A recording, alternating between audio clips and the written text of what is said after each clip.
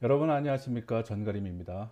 오늘은 중국 문화코드 제3강을 진행하도록 하겠습니다. 오늘의 주제는 인간과 세상을 바라보는 기준입니다. 오늘 이 수업 내용서부터는 본격적으로 문화와 문화 코드에 대한 설명, 그리고 문화 코드에 대한 이해를 돕기 위한 내용으로서 꾸며져 있다는 것을 먼저 알려드립니다. 지난 시간에 강의 계획서를 설명하면서 제가 교재에 대해서는 특별히 설명을 하지 않았는데, 중간고사 이전까지 본 수업은 클로테르 라파이유의 컬처 코드라는 책을 가지고 수업을 진행을 하게 됩니다. 그래서 중간고사 범위 이내까지 제 6강이나 7강까지의 모든 내용은 컬처 코드에 있는 내용을 중심으로서 진행을 하게 됩니다. 여러분들의 강의 계획서 참고문은 14번을 참고하시면 되는데요. 이 책은 제 생각에는 대학 4년을 다니면서 적어도 문화 코드가 왜 중요한가에 대해서 가장 쉽게 그리고 다양한 사례를 통해서 설명하고 있다는 점에서 여러분들이 이 책은 꼭 구입하시는 것을 권합니다. 또한 이 내용들은 지금 당장에는 흥미로운 그냥 사건으로만 여겨지고 볼 텐데, 만약에 사회에 나가게 되면은 어떤 문제에 직면했을 때 이 문제를 어떻게 풀어야 되는가에 대한 기본적인 어떤 키를 제공하게 됩니다. 그래서 컬처 코드라는 책은 여러분들이 꼭 한번 사서 보는 것을 권합니다. 이거는 학생 때뿐만 아니라 사회에 나가서도 굉장히 유용한 서적이 될 것이라고 저는 여러분들한테 생각하기 때문에 그것을 권하는 것이고요. 중간고사 이후에는 본격적으로 중국의 문화에 대해서, 그리고 중국의 문화 코드에 대해서 설명을 할 텐데요. 참고서적은 강진석의 중국의 문화 코드입니다. 산림이라는 출판사에서 나왔고요. 도서 가격은 굉장히 저렴합니다. 그래서 여러분들이 한번 구입을 해서 잠깐 살펴보는 것도 좋고, 분량도 그렇게 많지 않습니다. 100페이지가 안 되는 책입니다. 그러니까 여러분들이 이 두 권의 책은 적어도 꼭 갖고 있기를 권하는데, 특히 컬처 코드에 대해서는 제가 여러분들한테 강력하게 추천한다는, 뭐 요즘 학생들이 많이 하는 말로 강추라고 말씀드릴 수 있겠습니다. 오늘의 강의 내용은 파일 두 가지로 나누게 되는데요. 일단 강의 전반적인 내용은 세 가지로 구성이 되어 있습니다. 첫 번째는 문화에 숨겨진 코드, 두 번째는 문화 코드를 알면 세상이 보인다, 세 번째는 성공적인 중국 진출을 위한 조건이라는 내용으로서 강의를 진행하도록 하겠습니다. 우선 첫 번째, 문화 코드에 숨겨진 코드. 여러분들은 문화를 어떻게 생각합니까? 문화가 무엇입니까? 문화는 어떻게 정의해야 할 수 있을까요? 사실 이거 굉장히 어려운 질문입니다. 제가 아마 지금 온라인 강의를 하기 때문에 여러분들과 대면을 하면서 이 질문을 할 수가 없었던 것이 아쉽기는 하지만, 제가 만약에 강의실에서 강의를 했다 그러면 아마 여러분들한테 직접 질문을 했을 겁니다. 여러분들이 생각하는 문화는 무엇이다 라고 생각할 겁니다. 질문을 할 겁니다. 문화, 사실 대답하기가 굉장히 힘든 부분입니다. 뭐 생활 양식이 될 수 있고, 어, 역사적으로 이어진 어떤 생활 패턴이 될 수도 있고, 그리고 우리가 다 공통적으로 인식하고 그걸 따르는 것이다 라고도 해석할 수 있고, 아마 보는 사람에 따라서 이 문화에 대한 해석이 모두 달라질 겁니다. 그래서 일반적으로 인문사회과학에서는 이 문화 같은 개념을 어, 시험 문제에 내지 않습니다. 왜냐? 문화는 보는 사람에 따라서 그 시각과 그 해석, 그리고 그 설명이 모두 달라질 수 있기 때문에 그렇습니다. 그러한 것을 일반적으로 인터 서브젝티브, 상호 주관적이다라고 표현합니다. 상호 주관적이란 말은 어떤 특정한 내용에 대해서 많은 사람들이 일정 정도의 공감대를 갖고 있긴 하지만, 그것을 설명하는 과정에서는 서로 다른 시각이 존재하기 때문에 설명 방식은 달라진다라는 겁니다. 그럼 하나의 예를 들겠습니다. 여러분들은 지금 태양을 보면은 태양이 무슨 색으로 보입니까? 제 조카가 그림을 그리는데 태양을 초록색으로 그리더라고요. 아연질색했습니다. 초록색 태양은 제가 지금까지 살아오면서 한 번도 본 적이 없기 때문에 그렇습니다. 그렇지만 그 꼬마 아이의 눈에는 태양이 초록색으로도 보였을 것이다 라고 저는 생각을 합니다. 색깔이 그랬다라는 것이 아니라 어떤 인식, 머릿속에서의 어떤 작용, 그리고 어떤 의식이 태양을 녹색으로 만들었던 것이죠. 우리가 아침에 일어나 가지고서 일출을 보게 되면은 태양은 노랗게 보인다라고 얘기를 할 겁니다. 그렇지만 노란 태양이라고 표현하는 사람들은 많지 않습니다. 태양은 하얗다. 아마 대낮에 태양을 보게 되면은 하얗게 보일 것이고요. 저녁 노을, 석양을 보는 사람은 태양이 붉다라고 얘기를 할 것입니다. 그거와 마찬가지로 태양이 보이는 색깔은 시각과 장소와 보는 사람에 따라서 서로 다르게 보일 수 있다는 것이죠. 그렇지만 태양은 가장 뜨거운 것, 태양은 아침에 뜨고 저녁에 지는 것, 태양은 따뜻한 것, 태양은 힘을 상징해, 태양은 권력이야 라고 표현하는 것들이 다 틀리다라고 얘기할 수 없는 겁니다. 우리가 그걸 듣다 보면 아, 이건 지금 태양을 얘기하는 것이구나 라는 것을 알 수 있게 되는데, 바로 그러한 설명, 그러한 내용들이 바로 인터서브젝티브, 상호 주관적인 개념이라는 겁니다. 그래서 문화는 무엇이냐 라고 시험 문제는 내지 않습니다. 왜? 보는 사람마다 다 다른 견해를 갖고 있을 수 있고, 그것이 뭐는 틀리다, 뭐는 맞다라고 얘기하기가 굉장히 힘들기 때문에 인문 사회학에서는 문화와 같은 상호 주관적인 개념은 일반적으로 특정하지 않습니다. 다만 유명한 사람들의 어떤 견해를 빌려서 이런 식으로 정의를 한다, 이런 식으로 이해를 하면 된다라고 하는 것이지 문화에 특별한 정답이 있는 것은 아니라는 것을 여러분들한테 말씀드립니다. 그래서 문화와 같은 개념은 인터서브젝티브, 상호 주관적인 개념을 갖고 있다. 보는 사람에 따라서 달라진다라는 것이죠. 그렇지만 이 문화는 하나의 문화를 알기, 어떤 사람의 문화, 그리고 지역의 문화, 국가의 문화를 알기 위해서는 그 안에 내재되어 있는, 그 안에 존재하고 있는 하나의 맥과 같은, 그리고 하나의 핵심을 찾아내야 된다는 것입니다. 그래서 우리가 지금 얘기하고 있는 것은 각 문화 안에 있는 코드가 무엇이냐라는 것이죠. 여러분들 다빈치 코드라는 영화를 봤을 겁니다. 여러 가지 힌트를 쫓아가는 주인공이 키를 하나하나씩 열면서 문제를 풀어나가게 됩니다. 그 키에 해당하는 것이 바로 코드입니다. 그래서 어디 가서는 어떤 코드로, 저기 가서는 저기의 코드로, 그리고 이 코드가 바로 이 문을 열 수 있는 하나의 열쇠가 될 수 있다는 것이죠. 자, 그러면은 문화 코드를 이해하기 위해서, 그리고 하나의 문화를 이해하기 위해서는 여러분들은 항상 왜? 라는 질문을 먼저 해야 됩니다. 왜 중국 사람들은 빨간색을 좋아할까? 왜 서양 사람들은 밥 대신 빵을 즐겨 먹을까? 왜 일본 사람들은 국수를 먹을 때 소리를 낼까? 왜 우리의 젓가락은 쇠로 돼 있고 납작할까? 왜? 라는 표현, 그 왜가 해석되는 그 순간이 바로 코드를 장악하는 것이고 코드를 이해하는 것입니다. 그래서 문화에 대한 코드를 이해하게 되면은 다른 모든 것을 이해하는 데 굉장히 도움이 된다는 것이죠. 바로 핵심이라는 겁니다. 사람들이 뭘 좋아할까? 그럼 뭐를 좋아하는, 왜? 라는 것을 먼저 여러분들이 파악을 하는 것이 굉장히 중요합니다. 라파이유의 책에 나온 내용을 한 가지 설명을 하겠습니다.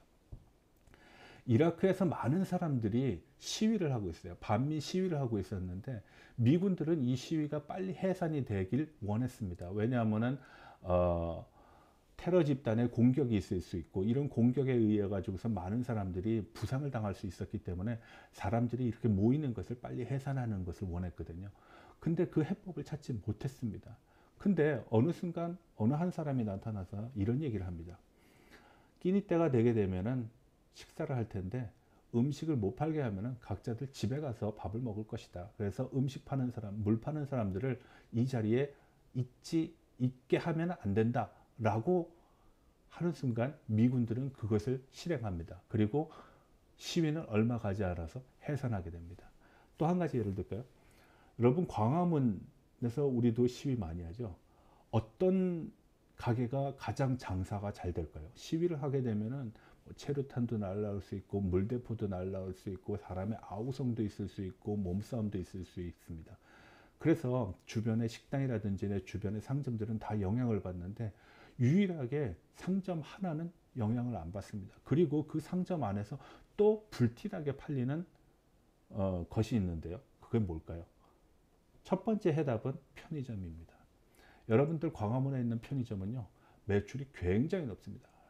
유동인구가 많아서 그런 것도 있지만 시위자들이 끼니와 갈증을 해소하기 위해서 편의점을 수시로 찾거든요. 또한 수시로 찾는 이 과정 속에서 또 나타나는 현상이 있습니다. 시위가 철야, 농성으로 변질되게 되면은, 변하게 되면은 많은 사람들이 스포츠 드링크, 뭐 여러분들이 잘 아는 레드불스라든지 에너지 음료를 많이 마시게 됩니다. 그래야지 잠이 안 오거든요. 그래서 커피 매출이 상대적으로 높다라는 얘기가 있습니다. 이것이 바로 키입니다. 시위는 편의점, 시위는 커피와 에너지 음료, 이러한 것들을 알게 되면은 시위를 어떻게 더 확산시키고 시위를 어떻게 더 빨리 해산시키는가에 대한 해법을 찾을 수 있다는 것이죠. 그게 바로 문화 코드를 이해하는 데 중요하고, 그것이 바로 키가 된다는 것입니다. 그리고 그 과정 속에서 우리가 그것을 찾는 것이 바로 왜, why라는 질문으로부터 시작된다는 것입니다. 지금 보여드리는 그림 6가지는 중국의 아티스트 그리고 디자이너인 류 양이라는 사람이 그린 하나의 그림입니다. 이 사람은 어렸을 때는 중국에 살았고 중국계입니다. 그리고 나중에는 독일 가서 살면서 자기가 보아온 중국 사람들의 특징하고 독일 사람들의 특징을 동양과 서양으로서 비교를 하게 됐습니다. 첫 번째 그림을 시계 방향으로 이제 보겠습니다. 좌측 상단에 있는 나 자신. 우리가 서양은 개인주의가 발달되어 있다고 그랬죠. 개인이 중심입니다. 그래서 남의 눈치를 보지 않습니다. 자기가 좋아하는 것, 자기가 하고 싶은 거 마음대로 할 수 있습니다. 우리 동양에 사는 사람들은 그것을 개인주의가 좋다라는 인식보다는 우리는 일반적으로 좀 부정적으로 이해하는 경우가 많습니다. 왜? 우리는 여러 사람 속에서의 나라는 자아에 대한 사이즈가 서양보다 크지 않습니다. 그래서 개인주의가 나쁘다. 개인주의는 협력과 사회 집단에 어울리지 않는다라는 그런 관념적인 어떤 인식이 머릿속에 있기 때문에 아시아에서의 개인은 굉장히 작게 형용이 되고 서양에서의 개인은 굉장히 크게 표현이 되는 겁니다. 대인관계를 한번 보도록 하겠습니다. 중국 사람들이 가끔 한국 와가지고선 저한테 이런 얘기를 합니다. 김복동이라는 사람 알아? 그러면 저는 이런 대답을 합니다. 대한민국엔 3대 성씨가 있는데 김씨, 박씨, 이씨가 많어. 김복동? 아마 같은 이름 몇천 명 될지 몰라. 모르겠는데 누굴 가리키는지. 그러면 중국 사람들은 저한테 이런 얘기를 합니다. 아니 5천만 밖에 안 되는데 그것도 몰라? 라고 얘기합니다. 바로 중국 사람의 대인관계는 속칭 우리가 관시라고 얘기하죠. 여러 사람과 서로 얽혀 있는 그런 관계를 굉장히 중시합니다. 그래서 사람 인자를 보게 되면 하나의 짝대기와 하나의 짝대기가 모여서 서로 기대는 그런 모습을 보이겠습니다. 그러나 서양은 그렇지 않다는 거죠. 내가 좋아하는 사람하고만 만나고 내가 싫어하는 사람 만날 필요 없고 그 사람들 앞에서 내 표정 관리 일부러 할 필요 없고 라는 것들이 있죠. 그래서 대인관계에 있어서의 어떤 범위와 형식에 있어서의 상당한 차이가 있다는 것을 설명하고 있습니다. 생활 방식에서도 마찬가지입니다. 생활 방식, 우리는 여러 사람들과 더불어서 사는, 그래서 사회라고 얘기하는 건 더불어라고 얘기하지만 서양은 각자가 만들어진 것이 사회다라는 겁니다. 우리는 그래서 사회를 하나의 계약관계로 보지 않습니다. 하나의 유대관계로 보죠. 자, 그러면은 좌측 하단에 있는 감정 표현에 대해서 잠깐 설명을 드리도록 하겠습니다. 지금 동그라미 원 안에 있는 것은 지금 현 상황입니다. 그러니까 자기가 느끼고 있는 감정이라는 것이죠. 서로 파란색이나 빨간색이나 지금 감정 상태가 썩 좋지 못합니다. 화가 나 있다라는 것입니다. 서양 사람들은 화가 나 있고 불만이 있고 그 감정이 그대로 표정과 행동에서 나타나는데요. 동양은 그렇지 않습니다.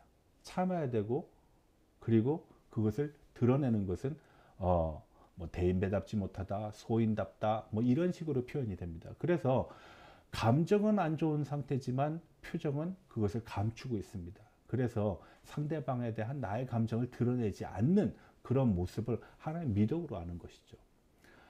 가운데 있는 그림을 한번 보시겠습니다. 뭐 리더라고도 얘기할 수 있고 회사의 상사라고도 얘기할 수 있는데, 아시아권에서는 일반적으로 상사는 리더라고 표현되면서 굉장히 뛰어난 사람, 저 사람을 따라가야 되는 사람, 큰 사람, 어른, 이런 식으로 표현합니다.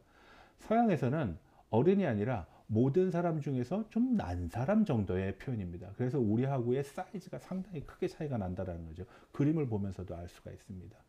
그리고 마지막으로 우측 하단에 있는 그림을 보게 되면 여행을 갔을 때, 이건 아마 보게 되면 금방 아실 겁니다. 우리가 지금 음식을 시킬 때마다 사진을 찍죠. 먼저 인증샷을 찍고 난 다음에 음식을 먹습니다. 음식이 주가 아니라 사진이 주가 되는 시대에 살고 있는 겁니다. 뭐 지금은 휴대폰 때문에 아마 전 세계가 그러한 모습이 공통적일 수도 있을지 모릅니다. 그렇지만 동양 사람들은, 특히 우리나라 사람들도 그렇죠. 우리 여행 가면 뭐라고 합니까? 남는 건 사진밖에 없어. 사진 먼저 찍습니다. 눈으로 보려고 하지 않습니다. 눈으로 보는 것은 사진의 파인더를 통해 가지고선 보는 것입니다.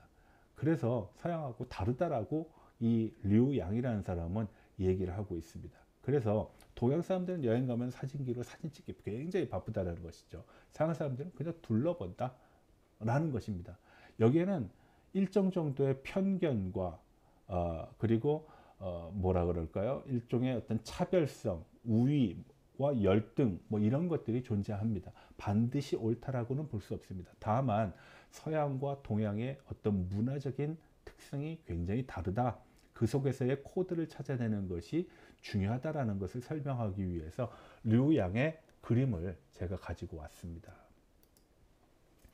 그럼 문화, 최근에는 문화는 하나의 상품화되어 가지고 있는 특징을 갖고 있습니다. 과거에는 문화는 아시아는 아시아의 문화, 중국은 중국의 문화, 영국은 영국의 문화, 프랑스에는 프랑스의 문화가 따로 존재한다라고 생각했습니다. 인적인 그리고 교통이 불편했기 때문에 서로의 어떤 문화적인 교류와 공감대를 형성할 수 없었던 그러한 특징으로부터 비롯됩니다. 근데 현대사회는 속칭 글로벌라이제이션, 세계화 속에서 살아가고 있습니다. 그래서 미국에 있는 문화, 우리 쉽게 접할 수 있죠. 가장 대표적인 게 코카콜라, 나이키, 뭐 스타벅스 같은 것일 겁니다. 그리고 이 문화라는 것이 섞이다 보니까 이제 문화의 대표성을 어느 나라가 혼자 독차지하는 그런 특징은 갖고 있지 않습니다. 그럼 하나 설명을 드리겠습니다. 여러분들이 지금 여러 가지 그림을 보고 계시는데요. 알라딘은 어느 나라 사람입니까? 제가 지금 우리가 온라인 수업을 하면서 이런 질문을 하게 되니까 아마 여러분들은 머릿속으로 그리고 혼자 컴퓨터 앞에서 혹은 휴대폰 앞에서 얘기를 할지 모릅니다. 제가 들을 수가 없죠. 그렇지만 과거에 오프라인 강의를 했을 때 제가 학생들한테 물어보면은 파키스탄이요? 이란이요? 이라크요? 중동이요? 중동은 나라는 아니죠. 아랍도 나라가 아닙니다. 알라딘은 분명히 그쪽 어디에 있는 곳에서 온 건 분명합니다. 그렇지만 우리는 분명한 것은 어느 나라라는 걸 특정하지 못합니다. 그만큼 사회와 문화의 관계는 이미 혼재되면서 세계화의 한 부분으로 존재했다는 겁니다. 근데 꼬마 아이들한테 알라딘은 어느 나라 사람이야 하고 물으면 꼬마 아이들은 정답을 바로 얘기합니다. 뭐라고 얘기할까요? 미국이라고 얘기합니다. 알라딘은 분명 미국 아닙니다. 미국의 역사는 200년밖에 안 됐는데 알라딘의 역사는 아마 200년은 넘을 겁니다. 좋게 넘을 겁니다. 근데 왜 꼬마 아이들은 미국이라고 할까? 미국의 월트 디즈니라든지 픽사 같은 애니메이션을 만드는 영화사가 그것을 가공해서 만들어내는 겁니다. 그리고 영어가 오리지널 버전이 되기 때문에 꼬마 아이들은 당연히 미국이라고 생각합니다. 쿵푸 팬다. 팬다는 원래 중국에밖에 없는 특이한 곰이죠. 근데 이 곰은 미국에서 가공되면서 쿵푸 팬다가 됩니다. 팬다가 저렇게 춤을 출까요? 전혀 춤추지 않을 겁니다. 제가 본 팬다는 맨날 자고 있었습니다. 쿵푸 팬다의 어떤 소재를 가지고 그것을 상업화하면서 돈을 벌고 하나의 문화를 만들고 또 하나의 문화 코드로서 중국을 설명하고 혹은 미국을 대변하는 그런 것들이 바로 지금 문화가 갖고 있는 문화 코드가 갖고 있는 또는 문화 산업이 갖고 있는 특징입니다. 가운데 위 그림을 보시게 되면은 뮬란이라고 우리는 알고 있는데 중국어는 화무란이거든요. 여자 장군입니다. 아주 용감한 여성이죠. 서양에 비교하면 잔다르크 정도라고 생각을 하면 됩니다. 이 화무란이라는 뮬란은 중국인이지만 미국이 가공합니다. 그래서 문화는 누가 먼저 그것을 가공해서 더 많은 사람들에게 호감을 갖고 수용이 되느냐에 따라서 완전히 내용이 달라지고 그 특징이 달라지는 그러한 특징을 갖고 있습니다. 그래서 지금 문화라는 것은 어느 한 나라가 소유하는 그런 것이 아닙니다. 과거에 우리는 신토불이라 하죠. 우리 것이 좋은 거다. 우리 것이 곧 세계적이라는 것이다 라고 얘기했는데 우리 것이 반드시 세계적이지 않습니다. 그리고 우리 것이 가장 좋지도 않습니다. 우리는 달에로부터 나온 것이 지금의 키위라고 얘기하지만 키위로 돈을 벌고 있는 것은 뉴질랜드입니다. 그래서 키위의 대명사는 뉴질랜드 키위라고 나오는 것이죠. 겨울왕국은 북유럽 어느 지역에서의 어떤 이야기였을 겁니다. 그렇지만 미국에서 그걸 가공해서 애니메이션으로 만들다 보니까 전 세계 어린애들이 겨울왕국에 엘사의 옷을 입고 다니는 그런 모습을 꿈꾸고 그런 것을 엄마들한테, 아빠들한테 요구하는 것이죠.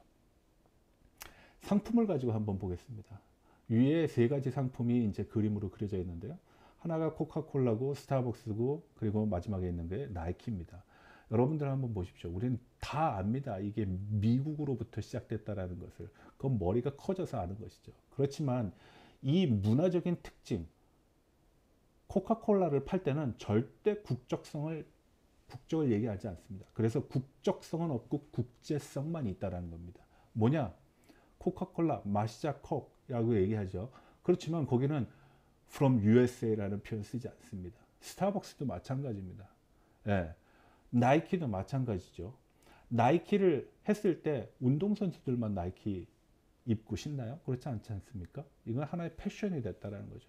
그래서 문화에 대한 특징은 최근 들어선 현대성, 국제성, 관용성을 갖고 있습니다. 그래서 문화를 상업으로 그리고 문화 코드를 전 세계적으로 퍼뜨리고 싶으면은 경쟁할 수 있는, 질시하고 질투할 수 있는 요인들을 모두 제거를 해야 되는 것입니다. 그것이 바로 최근의 문화 혹은 문화산업, 문화 코드가 갖고 있는 특징입니다. 어느 나라 것, 어느 것 중요하지 않습니다. 누가 먼저 그걸 가공하고 더 많은 사람들의 호감을 사느냐에 따라서 문화는 변화하게 되는 것이죠. 자, 그러면은 이번에는 세계의 문화 코드에 대해서 잠깐 살펴보도록 하겠습니다. 지금 6개의 그림이 보이고 있는데요. 일반적으로 우리가 아는 중국 사람들이 싫어하는 세 가지가 이 그림 안에 담겨져 있습니다. 대체적인 중국 사람들은 모두 이 세 가지를 싫어합니다. 세 가지를 선물 받는 것도 싫어하고 이 세 가지가 가지는 특유의 의미가 있습니다. 여러분들 한번 살펴보시기 바랍니다. 무엇일까요? 중국 사람들은 시계, 우산, 배. 우리나라의 배는 갈색이지만 중국의 배는 노란색으로 약간 호롱이 같이 생겼거든요. 근데 일단 이 세 가지를 싫어합니다. 시계는 중국어로 쫑이라고 그래가지고선 마지막 죽음을 의미합니다. 그래서 시계 선물하는 거 그렇게 흔하지 않습니다. 우산 역시도 우산의 산은 흩어질 산하고 발음이 같습니다. 산이라고 그러는데 그래서 우산을 주는 거는 이별을 뜻합니다. 우리가 결혼식장에 가게 되면은 하객들의 답례품으로서 우산을 선물하는 경우가 있었는데 중국 사람들이 보면 아마 절대 이해 못할 겁니다. 아니 지금 서로 다른 남녀가 모여가지고서 100년 해로하겠다고 행복하게 살겠다고 결혼을 했는데 하객들은 그걸 또 축하하러 왔는데 이제 우리와 하객들은 이별이라고 이렇게 해석할 수 있다는 겁니다. 배 역시도 마찬가지입니다. 배는 리라고 중국어로 발음을 하는데 리는 이별하다 할 때 그 리하고 발음이 같습니다. 그래서 대부분의 과일들은 깎아서 손님한테 대접하지만 배만은 손님한테 깎아서 대접하지 않습니다. 그래서 가끔 중국인 친구 집에 가게 되면은 배하고 칼을 줍니다. 네가 알아서 깎아 먹어. 왜? 내가 너한테 이걸 깎아서 주면 너와 나는 헤어질 수 있으니까 라고 표현을 하는데 우리로서는 이해가 안 되죠. 왜 그럴까요? 우리는 그런 문화가 없기 때문에 그렇습니다. 그러한 문화가 없기 때문에 그러한 문화 코드도 존재하지 않습니다. 한정식 집에서 음식을 다 먹고 나면은 개운한 이불 그리고 후식으로 많이 나온 것이 배죠. 배의 오틀도틀한 부분이 입을 개운하게 만들고 또 달기도 하고 사각사각하니까 식감도 좋습니다. 그래서 우리는 배를 내놓지만 중국 사람들은 어떤 식당을 가도 후식으로 배를 내놓는 경우는 없습니다. 왜? 이별이라는 문화 코드가 존재하기 때문에 그렇습니다. 그래서 만약에 중국에서 음식점을 열고 싶다, 중국인들을 상대하는 음식점을 하고 싶다, 마지막에 배를 내오는 것은 넌센스가 되는 것입니다. 두 번째로는 아랍권에서 즐겨 하지 않는, 먹지 않거나 사용하지 않는 것은 무엇일까요? 두 가지가 있습니다. 바로 개와 술입니다. 술은 아랍의 성전이라고 이슬람권의 성전이라고 얘기할 수 있는 코란에서 금기시하는 물건입니다. 정신을 혼미하게 해서 제대로 된 생활을 할 수 없다 그래서 코란에서 규정을 하고 있는 음식 중에 하나입니다. 인류가 만든 음식 중에서 가장 뛰어난 음식이 술이기도 합니다. 그래서 프란시스 베이컨은 이런 얘기를 한 적이 있습니다. 세 가지 오래된 것이 좋은데, 첫 번째 오래된 책, 고전이죠. 두 번째는 오래된 친구, 세 번째는 오래된 술이 좋다라고 얘기했는데, 이 말은 아마도 이슬람권에서는 통용되지 않을 겁니다. 왜? 술은 금기시되는 음식이기 때문에 그렇습니다. 또 한 가지는 개인데요. 여러분들 아랍 사람들이 개 끌고 다니는 모습 보신 적 있습니까? 개를 기르는 모습을 보신 적 있습니까? 개줄을, 목줄을 끌고 어디 다니는 걸 본 적 있습니까? 아마 후세인이 그렇게 다녔다. 보지 못했을 겁니다. 압둘 자바가 개를 기르고 있다. 모르죠. 그 사람이 아마 중동에 산다 그러면 그런 일은 거의 없을 거라고 봅니다. 왜 그럴까요? 개가 가지고 있는 몇 가지 특징이 있습니다. 역시 이슬람권에서는 개는 존중받지 못하는 겁니다. 그래서 이슬람권이 다른 세계의 다른 나라를 비난할 때 항상 개와 연관을 시킵니다. 가장 개와 관련된 욕을, 비난을 받는 국가는 이슬람권에서는 바로 이스라엘이 될 것입니다. 그래서 이슬람권에서 이스라엘을 비난할 때는 항상 개가 거의 등장한다라고. 개 같은 뭐뭐. 우리도 개는 정말 좋은 동물이기도 하지만 욕으로도 쓰이기도 하죠. 개는 그럼 왜 그럴까요? 마호메드라는 이슬람교의 창시자가 성천이라고 해서 도망을 가는, 누구에게 쫓겨가 좀 도망가는 경우가 있었습니다. 그것을 이슬람권에서는 성천이라고 합니다. 성스러운 도망이라는 것이죠. 그 성천 과정에서 숨어 있었는데 개가 그걸 발견하고 왈왈 짖었다라고 합니다. 뭐 믿거나 말거나 하는 얘기이긴 하지만, 그래서 개는 불경시되는, 개는 안 좋은 그런 이미지가 이슬람권에 존재한다는 것입니다. 마지막으로는 뭐 힌트를 드리진 않겠습니다. 서양 사람들이 일반적으로 선물하지 않는 꽃입니다. 화장품의 냄새로는 굉장히 많이 사용되는 것인데요. 일반적으로 문병을 갖거나 사람을 만날 때는 선물하지 않는 것이 바로 백합입니다.